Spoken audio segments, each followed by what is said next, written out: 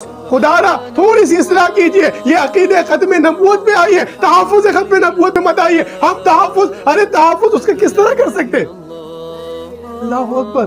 برادر اسلام قابل غور سوچ بات ہے, بڑی لمبی تفصیل چلے جائے گی. یہ میری درخواست ہے امت مسلمہ سے, خدا رہی جو قادینیت کی جو شاخیں بنی ہوئی ہیں, میں چیف جسٹس سے میری درخواست ہے, آرمی چیف سے میری درخواست ہے, حکومت سے میری التجا ہے, جس طریقے سے آپ نے فارن فنڈنگ اس ملک کے اندر ممنوع ہے, تو فارن فیڈنگ بھی اس ملک کے اندر ممنوع ہونی چاہیے نا. جو غیر ملکی سازشوں کے تحت بنی ہوئی یہ فرقہ وارانہ گروہ جو آپس میں امت مسلمہ کو لڑا رہے ہیں, ان کے خلاف بھی تو ایکشن ہونا چاہیے نا. یہ جو فارن فیڈنگ ہو رہی ہے, جس ملک امام مہدی علیہ السلام کے لشکر کے سپاہیوں کو اور پختون قوم کو ایک مرتبہ پھر آپس میں ٹکراؤ کی طرف لے جایا جا رہا ہے.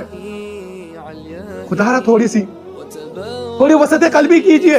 1,24,000 انبیاء کرام کو اپنے دلوں میں سمانے والے امت مسلمہ سے میری اپیل ہے کہ عالم اسلام کی ان 4-5 بھائیوں کو, جو شافعی, مالکی, حنبلی, جعفری, یہ جتنے بھی امام ابو حنیفہ, یہ جو 5 بھائی ہیں, یہ تو حضور کی امتی ہیں, ان کو آپس میں دلوں میں سنبھالو, یہ اختلاف ختم کر دو. تو برادران اسلام, عقیدہ ختم نبوت صلی اللہ علیہ وسلم کا یہ جو درس ہے, اس کا مقصد صرف امت مسلمہ میں اس روحانی انقلاب کی طرف آنا ہے.